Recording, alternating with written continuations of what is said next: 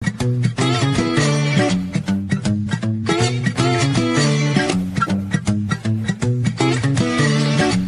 안녕하세요. 반갑습니다. 힐링철학원입니다.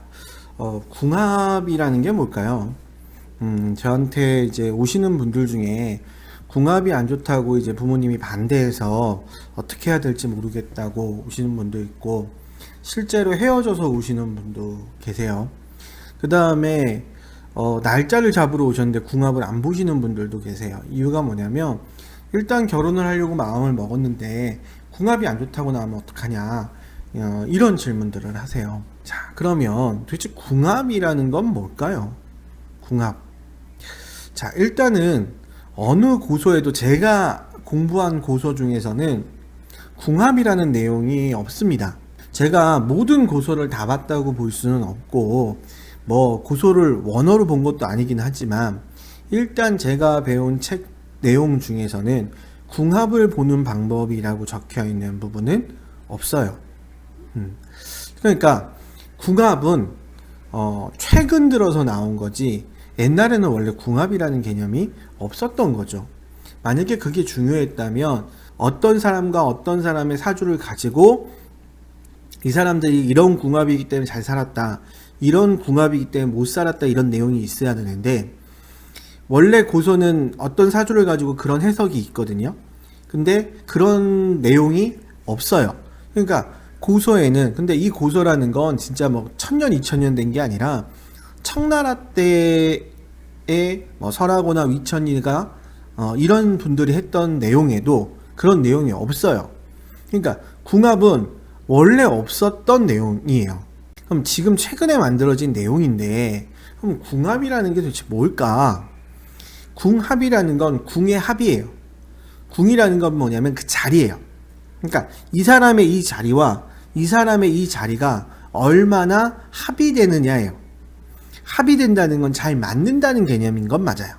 그러니까 A라는 사람과 B라는 사람의 어떤 성격이 잘 맞는다 또는 맞지 않는다, 이게 궁합이에요. 궁합이 좋으면 사람과 친해지는 게 더 편해요. 궁합이 나쁘면 어떤 사람에게 거리감을 둘 확률이 높기는 해요. 자, 그러면 궁합이 좋다고 해서, 그러니까 둘이 잘 맞는다고 해서 둘의 관계가 무조건 좋냐? 자, 우리가 생각해 보자고요. 원래 사기꾼하고는 궁합이 다 잘 맞아요. 왜? 사기꾼이 다 맞춰주니까. 그죠? 그러니까 그렇게 궁합이 잘 맞아도 나중에 실수를 하고 문제가 생기죠. 궁합이라는 건 잘 맞는다의 개념이지 꼭 좋다는 개념은 아니에요. 자, 근데 그런 건 있어요. 서로에게 도움이 되는 궁합이 있기는 해요. 무슨 얘기냐? 나에게는 수라는 기운이 필요한데 저 사람이 수라는 기운을 가지고 들어오고, 저 사람에게는 화라는 기운이 필요한데 내가 화라는 기운을 가지고 들어갔을 때 서로가 필요한 부분을 채워주는 궁합이 있는 건 맞아요. 그러나 이런 궁합은 실제로 많지 않아요. 10커플을 보면 이렇게 서로가 서로에게 도움을 주는 궁합 2-3커플 안 돼요. 그러면 이 나머지는 못 사냐? 아닙니다. 그냥 그렇게 살아요. 그러니까 특별하게 서로에게 관여되지 않고 부부로 사는 사람이 많습니다. 제가 궁합을 보면 설마 결혼하기 전 사람들만 보겠습니까? 30대, 40대, 50대, 60대 모든 사람들 궁합을 보거든요. 그러니까 살기 전에 있는 사람들의 궁합도 보지만 이미 오랜 시간을 사셨던 분들의 궁합도 봐요. 그러면 그렇게 궁합이 딱 맞아떨어져서 그래야만 잘 사는 게 아니더라고요. 각자의 위치에 따라서 살면 돼요. 저는 이 합이라는 것보다 더 중요시 보는 게 두 사람의 가치관이에요. 이 사람이 무엇을 제일 중요시 여기는지, 이 사람이 무엇을 제일 중요시 여기는지, 이것이 서로 잘 맞으면 되려 더 잘 맞아요. 그 다음에 취미, 그러니까 이 사람의 취향, 이 사람의 취향이 잘 맞으면 꼭 궁합이 잘 맞지 않더라고 해도 잘 맞아요.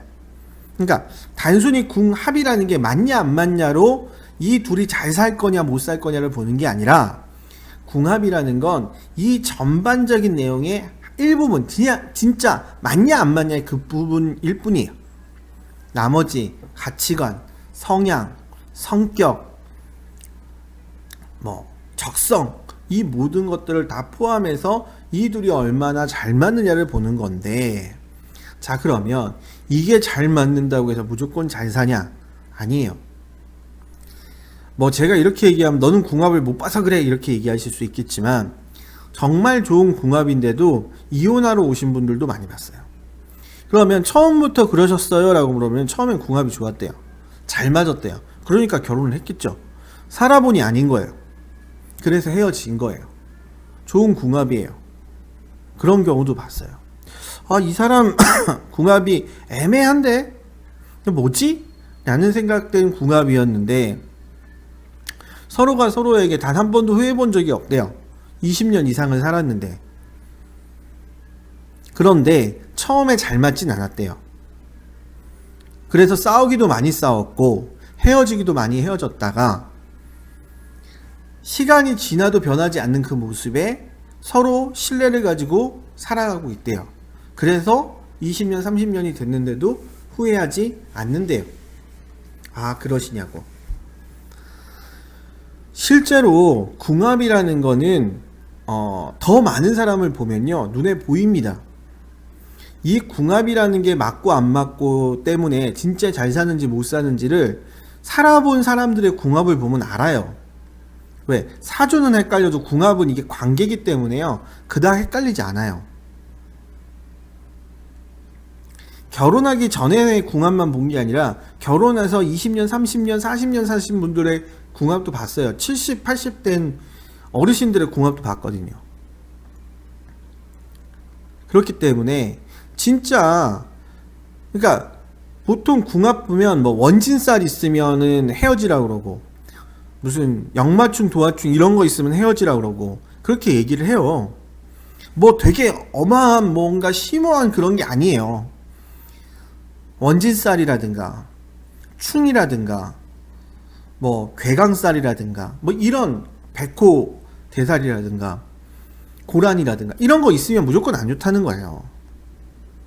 여자의 사주에 관이 충하거나 남자의 사주에 재가 충하거나, 왜냐면 이게 배우자 자리거든요. 이런 무조건 안 좋다는 거예요. 근데 실제로 그런 사람들도 있어요. 그건 맞아요. 그러나 그렇다고 해서 모든 사람이 문제가 되지는 않더라고요. 문제가 될 소지가 있는 건 사실이에요. 그러나 실제로 다 그렇지는 않아요. 왜? 궁합이 나빠서 헤어지라는 말은 사주가 나쁘면 죽으라고 얘기하는 것과 같아요. 두 분이 잘 만나고 있는데, 결혼을 생각하고 있는데 헤어지라는 것과 사주를 보고 사주 안 좋네? 죽으세요 말하는 것과 도대체 뭐가 다르죠? 그러니 어설프게 궁합을 가지고 남의 인생에 관여해서 죽을 궁합이다, 누가 누굴 죽인다, 뺏어먹고 산다, 이런 얘기 하지 마세요. 그거 안 맞습니다. 물론 조금 안 좋은 궁합이 있는 건 사실이에요. 그것이 없다고 얘기하는 건 아닙니다. 그러나 그것 때문에 진짜 누가 누굴 죽이고 또는 다치고 또는 사기당하고 이런 경우는 많지 않아요. 왜? 그 정도로 안 좋은 궁합은 처음부터 사귀지도 않고 결혼할 생각도 없어요. 이 사람들이 다 바보들도 아니고 그렇게 안 좋은 사람하고 어떻게 결혼 생각을 하겠어요? 대부분 안 그래요. 그러니 궁합은 서로에 대한 신뢰고 믿음이에요. 저는 그게 더 우선이라고 봐요. 궁합이 좋다 나쁘다 때문에 결혼하고 이혼하는 게 아니라 두 사람이 어떤 사람이냐에 따라서 결혼하고 이혼하고 하는 거예요.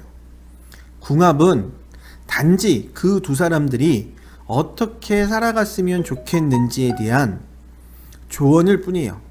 저는 사주도 조언이라고 생각하거든요. 저는 궁합도 똑같아요. 조언일 뿐이에요. 누구도 결정할 수 없어요.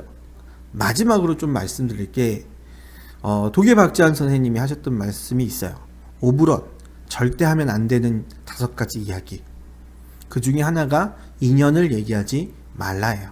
누가 누구하고 만나고 누가 누구하고 헤어지고 어떻게 되고 저렇게 되고 이걸 얘기하지 말아라. 우리 사주학계에서 제일 큰 어른 중에 한 분이신 그분이. 그러니 궁합이 안 좋다고 헤어지란 말 믿지도 마시고요. 듣지도 마시고요. 만약에 이걸 보시는 역학자들이 계시다면 하지도 마세요. 그냥 참고 삼는 것이지 그것 때문에 만나고 헤어지고를 단언하지 마세요. 만약에 그래서 그들의 인생에 본인이 참여해서 그 사람들의 인생을 망쳤다면 그 화는 당신에게 반드시 돌아갈 겁니다. 그러니 처음부터 없었던 말을 지어내서 하지 마세요.